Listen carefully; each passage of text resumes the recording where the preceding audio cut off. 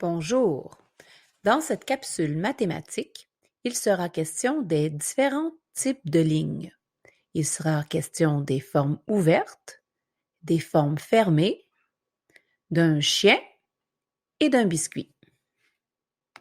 Tout d'abord, il y a la ligne droite.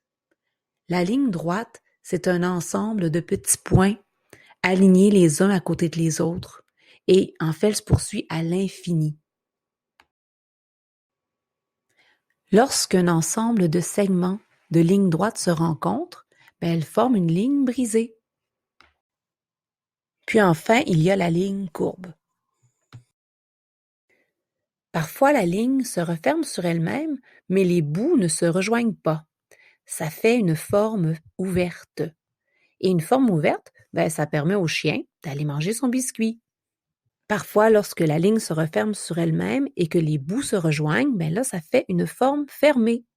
Et dans ce cas-là, ça garde le biscuit en sécurité.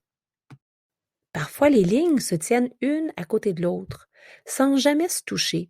C'est ce qu'on appelle des lignes parallèles. Les rails d'une voie ferrée sont un bel exemple de ligne parallèle. Elles ne se touchent jamais, heureusement d'ailleurs.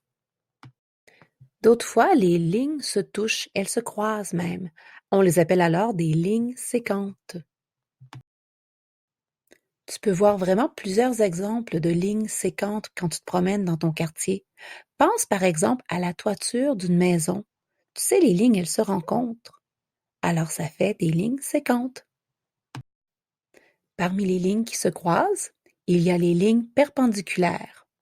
Elles ont ceci de particulier que lorsqu'elles se croisent, elles forment un angle de 90 degrés, un angle droit. La prochaine fois que tu iras jouer au soccer, va dans la zone des buts. Tu vas y trouver beaucoup de lignes perpendiculaires. Donc, récapitulons. Il y a la ligne droite, il y a la ligne brisée qui est formée de plusieurs segments de ligne droite, puis il y a la ligne courbe. Il y a la forme ouverte, qui est une ligne dont les bouts ne se sont pas rejoints et qui permet au chien d'aller manger le biscuit, puis il y a la forme fermée, qui garde le biscuit en sécurité.